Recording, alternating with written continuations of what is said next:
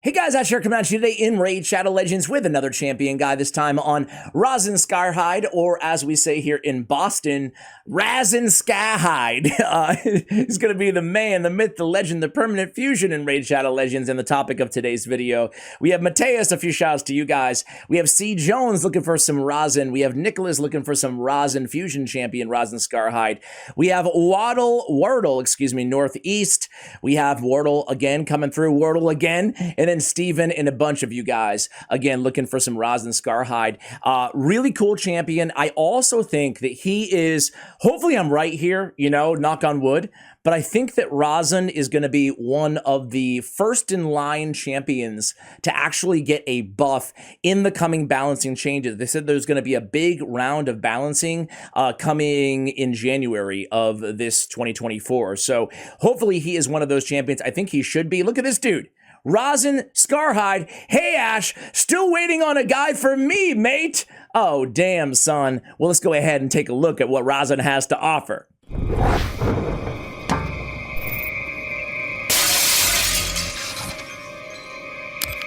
So guys, as we mentioned, RHAZIN is a lizard man, legendary, and he's a permanent fusion, meaning that he's always active. Everybody can fuse him at any time they find it convenient to do so in the game. Now, I already have, so I can't show you the fusion, but it's accessible if you just want to Google it. Actually, I'll do it for you guys. All right, guys, so to fuse RHAZIN, we need Lich, Aranis, Bloodfeather, and Torture Helm. I don't think we've done a guide on any of those champions. You can also fuse those epic champions by using these rares here. I'm not going to name them all, but I will link to hellhades.com, RHAZIN SCARHIDE Fusion, where you can see all of these champions in case you're unsure how to get them or which ones you need. But yeah, he's a permanent fusion inside the game. Okay, so what does he do? Why is he good? He's a defense-based legendary lizardman. He's Force Affinity. Affinity is great on this dude. Force Affinity tends to be the least popular, I would say, especially in the beginning of Raid Shadow Legends into the mid-game. Why this is beneficial is because everybody's running Magic Affinity. There's a lot of Magic Affinity bosses as well, and it's nice to have some Force Affinity options where you have a strong Affinity matchup in those cases, right? He's defense-based, so he's easy to keep alive compared to, well, attack-based support and or, nuking damage dealers, debuffers, you name it. So that's all great. His base stats, this is what I think needs to be buffed the most when it comes to RHAZIN SCARHIDE. Really, they don't have to touch his kit that much. Maybe I will make an adjustment or a request, I should say, on the A3. But before we get to that, 18,000 base HP, 1,300 base defense, 91 base speed. 91 is one of the slowest legendaries inside the game, so that is not good. He needs a speed buff in a big way. I really think this needs to be brought up to around 98 for RHAZIN. Either way, though, Bone Sword is a triple hitter on his A1, has a 20 or a 45% chance of removing one random buff from the target. You can book, or with the Sniper Mastery, excuse me, you can get this up to 50% instead of 45. It will work on that buff removal. It's really nice that it's a triple hitter specifically for Fire Knight. It also makes him really good to have the Giant Slayer as our tier 6 mastery on the offense tree versus War Master or any of the others. Sheer on the A2, it's a 3-turn cooldown attack one enemy. It places the big version of both decrease defense and weaken. So there's not that many champions in the game that on a 3-turn cooldown can bring the big version of the two essential debuffs out there, weaken and decrease defense. There's Venus, there's Lydia, there's Bellinor, there's Dracomorph. I'm probably forgetting maybe one or two others. Now, the difference between RHAZIN is it's a single target. It's not an AoE. It's not an AoE debuffer, but he is a great single target debuffer. Where does that matter most? Well, clan boss and really any boss, right? So he's not going to be a great reliable debuffer on waves. He can be on a single target on waves, but not against everybody. But against that boss, right? Any boss, he's going to be able to bring those big versions of both of the essential debuffs.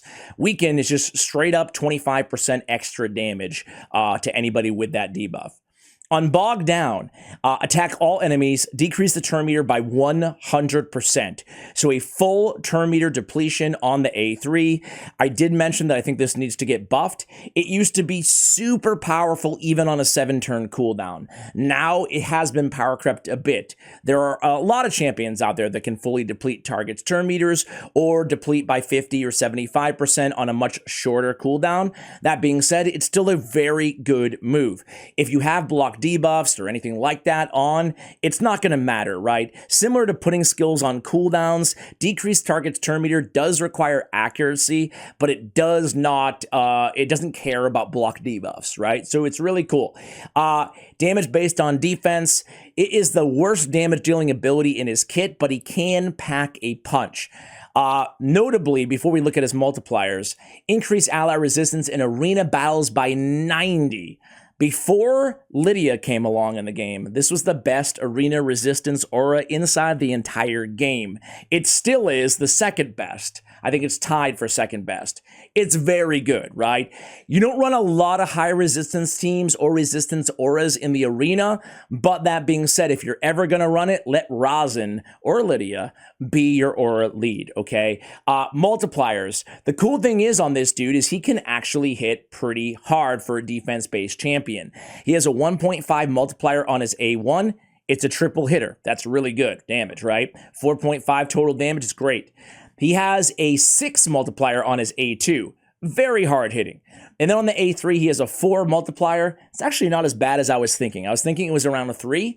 4 is not bad. 4 is the same as like a Hoskarul type nuke. So it's really nice.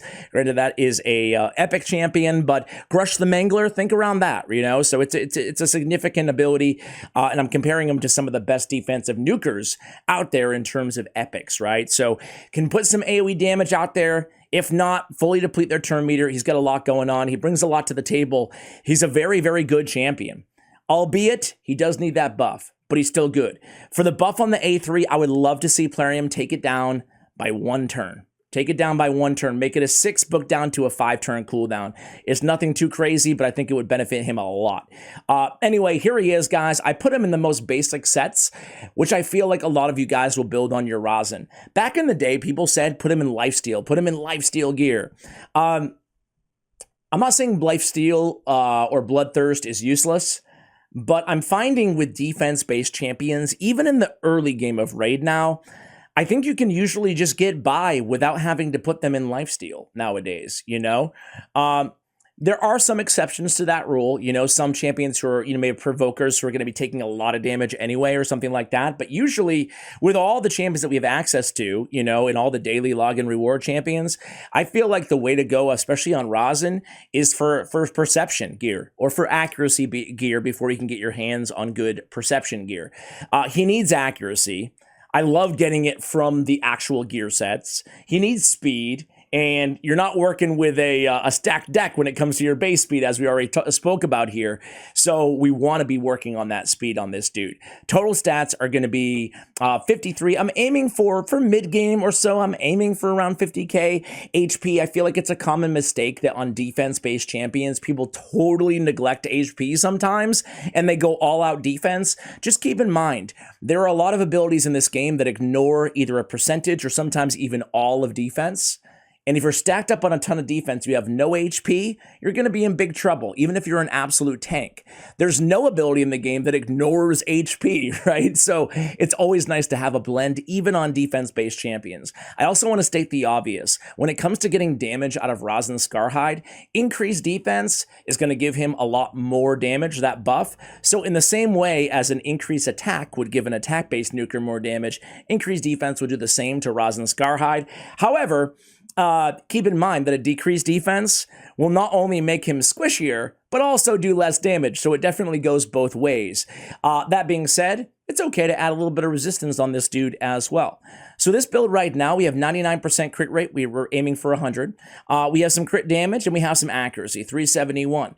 This is a nice build on RHAZIN. This is going to help you out. A build like this, basically getting as much HP and defense as you can muster, Getting some speed, some damage, and some accuracy is going to be great for basically any PvE dungeon, clan boss type content that you engage with out there. It's not going to be ideal for the arena.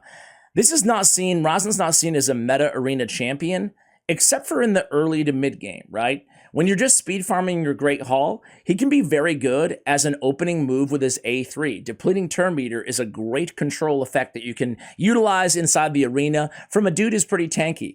In order to pull that off, though, we're really going to need him faster than 216, except for the early game. The first few months of playing the game, you can probably get by at 216. The idea here is he's going to go second on our team, or first, usually second, after our speed booster, after whoever's turn meter boosting the team, whether it's Apothecary, whether it's a High Katoon, or whether it's an Arbiter. We want him to go after them, come in, and land the turn meter manipulation, or depletion, excuse me, on the A3. Anyway, we'll show that in the arena. Even though he's in a slow build, we'd like to have him even faster, you know? In terms of gear, real quick, we have HP on the ring. As I said, I don't want to totally neglect HP in favor of defense.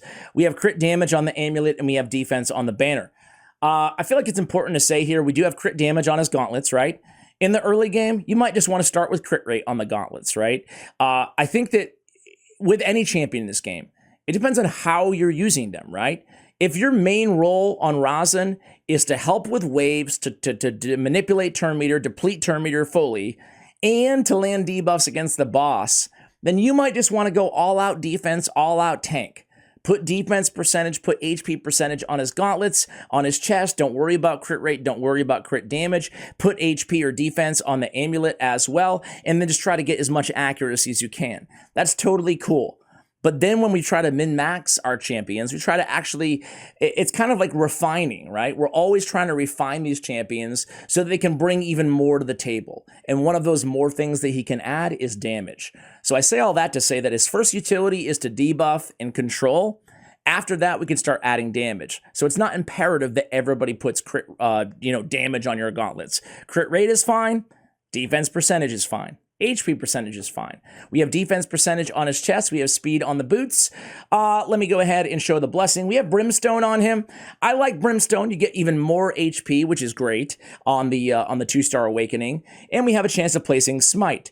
Another blessing that I would encourage you guys to consider, especially if you're leaning on him hard for Fire Knight, would be Phantom Touch. We don't need the attack, but we can utilize the extra hit on that Fire Knight shield. All right, we have Masteries here. This is an old Mastery build for RHAZIN. I'm actually going to redo it with you guys. We have a free reset. I didn't really love the looks of it. I'm actually going to go support and offense, although having him counterattack with retribution and or deterrence is always a great idea. It's a triple hit, and it's a pretty good A1. We can remove buffs at the same time, right? So nothing wrong with going defense tree, but I think the majority of you guys, you're going to want your accuracy. You're going to want your charge focus, your swarm smiter, even your evil eye as well. We definitely want to pick up Lore of Steel because we have 3 basic sets on this guy. We're going to get the benefit of Lore of Steel on all 3 of them. We're also going to go with Master Hexter. We want to extend the duration of his debuffs. It's on a 3-turn cooldown. The debuffs last for 2 turns. Ideally, they'd last for 3 turns. We have a shot of that when we go with Master Hexer. Sniper, it's not imperative for this champion, but it will help on the A1, so I'll go with Sniper as well. On the offensive side of things, I'm going to go with crit rate. I'm going to go with crit damage. I am going to go down the left-hand side with Single Out, bring it down, Methodical, and, oops. Oh, no. I was going to go Methodical, but I shouldn't have. I should have gone Kill Streak. Aw, man. Well, you know what? Do as I say, not as I do, guys. Listen up. We wanted to go with Giant Slayer, but we took Sniper, and we can't pick up Kill Streak, and I don't want to pay the gems to do this. So I'm going to go, no, I have to do what's right. I have to do what's right, guys. We shouldn't have done that. You need to make a sacrifice somewhere, and we really want Giant Slayer on this dude as a tier 6 option. So shame on me. Let's go down. This time, let's go with Kill Streak, and let's go down with Giant Slayer. Giant Slayer on a triple hitter or more on the A1 is going to prove to bear more damage out over time than War Master. Evil Eye is still good. Master Hexer is going to be more important than Sniper, and I would rather have Methodical, increase the damage inflicted by this champion's default skill by 2% each time used during battle. I think that's very powerful. We'll also go with Life Drinker, get a little bit of lifesteal built in, go pick up Lore of Steel like we did the first time, and we'll pick up Heart of Glory. So there we go, guys. Those are going to be our new updated masteries. Well worth the 150 gems to get it right, right? Let's go into battle, guys. So, really quickly, did you see with the Lore of Steel, he was able to pick up quite a bit in terms of speed. He's now at 217, and accuracy with the masteries, he's almost at 400. So quite a difference, right? Definitely something to take advantage of. I have a Doom Tower Secret Room ready to go here. Secret Room 5? Yeah, let's put him in here. Secret Room 5, defense, force champions only. Listen, again, he's not going to be a consistent debuffer on a team like this. But he is going to be a good controller with his A3. I don't want him to open up with the A3, though, because look at, I mean, the first wave, everybody's cool. we don't need to CC anybody. They're all going to be dead in a second, right? So I'd rather use that A3 ability as an opening move on the second round, right? Now, this is Doom Tower hard, but you wouldn't really know it because this team is OP. We have Harima, we have Ultimate Death Knight, we have RHAZIN, we have... who's in the corner there? Oh, we have Contra the Cyclone, and we have Stultus Dragonbane. So let's go in here. Let's debuff. Now look at the turn meters here, guys. No one's had a chance to go on the other team. The last thing that we want is the other RHAZIN to go against us. But look at that. Boom. Everybody's all of a sudden reset to 0 turn meter. How valuable is that? It doesn't just work, obviously, in Doom Tower or waves like this on a secret room. It can work anywhere. Any dungeon that has waves of mobs, it can be beneficial here. So here we go through the second wave, and it looks like we're going to easily get to the third. We'll see how he did for damage. I wouldn't expect crazy numbers compared to some of the other champions on this team, but I do want to go ahead and look really quickly as to what the Hades website gives him for different area scores. So we have a Clan Boss, 4 out of 5. We have Doom Tower, a 3.5. Spider, great for turn meter manipulation, obviously, for Spider. And he can go in and debuff the Spider with his A2 as well. So definitely an underrated or properly rated Spider champion. Fire Knight, we already talked about the triple hitter on the A1 and the debuffs and the control. Dark Fae with that A3 ability, a great opening move against your own mirrored images of champions. A great debuffer as well. Frost Spider, Scarab King, he can work there. So there's a lot of areas you can use this dude. Arena, a 4 out of 5 as well. So as I mentioned, he's definitely not an arena meta champion, but he's a champion that can dish out some arena damage. So he brings out, arena utility, excuse me. So he dishes out a little bit of damage there, nothing too crazy, honestly, but you know, he lacks the big, strong AoEs that a Harima or a Stultus or even a Contra has. Not to say he can't be useful for damage against bosses, though. Specifically Clan Boss, the only thing about Clan Boss on this guy is he can be a great debuffer. Actually, there's not an only thing. Right now, I am using Jintoro. Jintoro could easily be replaced by RHAZIN Scharhide if he didn't have a Jintoro, right? Let me show you the team real quick, because he has the same ability, essentially. A 3-turn cooldown, decrease defense, and weaken. The only difference is he can attack 5 times instead of 1 on the 4th use of this skill. So a little bit better than RHAZIN, arguably, for Clan Boss. But that's why I said that he's been, you know, a little bit of power creep here and there in some situations. But you would want to use him in the same way. So let me show you my team real quickly. It's nothing too crazy. Here's the squad. It is the Myth Fu team, right? So I'm using a Jintoro, a Seeker, an Eris, a Demitha, and a Fushan. I could easily just sub out my my Jintoro, my debuffer, and just put a RHAZIN in that role, right? So it will work great he will work great as an effective Clan Boss debuffer. You only care about one target, doesn't matter that it's not an AoE. Let's go ahead and go into just like one random arena battle. I have Rhonda, Sun Wukong, RHAZIN, and Arbiter on the team. We're going to come in here and we are going to, like I said, speeds aren't perfect here. He's actually, ideally he'd be second to go. He's going to be third to go. We're going to come in, try to remove some of these buffs. But again, Stone Skin, I mean, look at Pythion, provided he doesn't resist. We'll slow it down. We'll go in with the A3. Look at these turn meters. He resisted. Womp womp.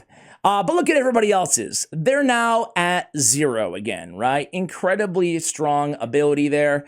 They're going to get revived. Hopefully we still win this one. But you guys can hopefully already see the utility. Let's come in here and, well, let's try to kill every... Oh, man. At least we get a sheep, right? Rhonda, do your thing. Rhonda's so good, man. I think I already have a guide on Rhonda here. I'm starting to lose track after 250 guides on the channel. So there we go. We die. We ran into a stone skinner there. Let's try another team here. Let's see if we can pick up a win against this team. Obviously, it comes down when it's an arbiter team versus an arbiter team. It comes down to speed, really. And you can see I went first, which is great. But then they went. They cut in line. This is why it's important to have everybody else kind of speed tuned to the same degree. Let's go in with the A3 again. The damage wasn't too bad. We did get some resist though again. Pythion and Mithrala. So you can see already we really want to have a bit faster, right? We want these. Let's see if I can pop that. There we go. We need these teams to be a little bit faster, the rest of the guys on this squad, right? Because ideally that turn meter boost from Arbiter, that's going to speed everybody else to catch up, especially with RHAZIN going in there and depleting turn meter. Let's keep going, though. Let's go to Fury Tremor. Come in here. Can we win this one? I mean, let's not ruin. They don't even have a nuker on the team, man. But we are so petrified thanks to the lovely Mithrala Lifebane. Let's go with the A2. Let's try to chop down... I forgot who revived last. Yeah, let's try to get Pythion. See, not a ton of damage there with the A2, even though it is a pretty good multiplier. Let's come in here, steal some buffs, get rid of another reviver. Hey, you know what? It's not going to be pretty, but we're going to pick up a dub here with this team, right? Provided Mighty Uko doesn't ruin it for us. But basically, hopefully the basics are pretty self-evident here, right? We want him to be faster. And there's no amount of accuracy that's going to be too low when using him in this utility, right? Let me show you a quick Fire Knight squad as well. I realize this is kind of a long guide, but, you know, let me know if you like them long, if you like them short, whatever. So we have an Aethel, we have an Allure, we have a Mausoleum Mage, Seer, and RHAZIN. You don't need a Mausoleum Mage or a Seer. They're just going to help us get through these waves a little bit faster, right? See, the beauty of Seer and Mausoleum Mage. Most importantly, though, we have, you know, a couple triple hitters on our A1s. We have Aethel with 3 hits in a weekend. We have RHAZIN with 3 hits as well. And then we have Allure with 3 hits. Going to help get that shield down. And then once it's down, we have Allure and we have the A3 of RHAZIN to keep that shield down vis-a-vis the turn meter depletion. So in just a moment, I think the next turn maybe, Seer will have her Karma. There it is. And then we'll show you some Fire Knight action here. I feel like the champions that are available in the game right now, man, it's a lot easier than it was back in my day in terms of cracking some of these normal mode dungeons at this point, right? And RHAZIN's definitely an all-star, really in all the dungeons, all 4 of them, all 4 of the traditionals. Spider, we already talked about it. He can debuff Spider, decrease defense, weaken. You can use him on turn meter on the spiders as well without killing him, right? Ice Golem, he's easy to keep alive, and he's a good debuffer for the Ice Golem. He's easy to keep alive because he's defense-based, and Ice Golem hits the hardest. And then we have Dragon, right? He's just a good Dragon debuffer in general. And sometimes beyond War Maiden, it's tough to find a tankier Force Affinity debuffer, especially in the early game, right? So we can serve that utility against bosses as well. So now that we have this shield down, now it's just a matter of, you can see we're going against a negative affinity matchup here for poor RHAZIN, excuse me, but he's still going to be effective, right? He still hopefully should be landing. This is the A2. He still lands the decreased defense. The Fire Knight was already under weaken, and now we can just DPS him down and allow him to really never get a turn again, right? Let's see if we can use the A3 ability. We might not even need it with Allure. If we didn't have an Allure, I think we could still use him on a team like this to help get that shield down and keep it down with the A3. So it's really effective. I especially liked, I know I already mentioned this, but I especially like using him on Dark Fae as well. What you want to do on Dark Fae, though, is you want to shut off his A3 on the first 2 rounds, utilizing the team setup, and then open with it on the 3rd wave. Let me show you really quickly here. somebody commented on one of these videos. Somebody, you know what? I might actually use some chaos ore. Stay tuned. We'll use it together. It'll be exciting, guys. Someone commented on an earlier video, like, you say these things like team setup, and you don't explain them for new players. So I was like, okay, I'll do it. I'll start explaining things a little bit more. Sorry if they're already super obvious to you guys. But on a team like this, let's say it was Dark Fae, right? Where we really want him to open up with the A3. I could probably try to use it on the first wave, but I don't even want to mess around. I'm not going to use it first round. I'm not going to use this ability on the second round. And on the third round, attacks all enemies, decrease target's turn meter by 100%. He's going to open first choice this bad boy, right? And that's how you would save it. We wouldn't want to do this on the Fire Knight, obviously, but that's how you would run a Dark Fae setup. I'm not going to use this team, so we can get rid of it. Let's do the exciting chaos ore of that helmet. I say that because I am majorly lacking good Savage helmets with crit rate, with a lot of crit rate. So let's see, just new. Let's see if we can get some crit rate. Upgrade, rework. Yes, I do. Give me some crit rate, please. Attack, resist. All right, guys. Well, hey, hopefully you've enjoyed the guide. Thank you so much for watching all the way till the end. The drought goes on. No good crit rate Savage gear. Much love. Keep the champion guide requests coming, guys. And as always, take care, guys.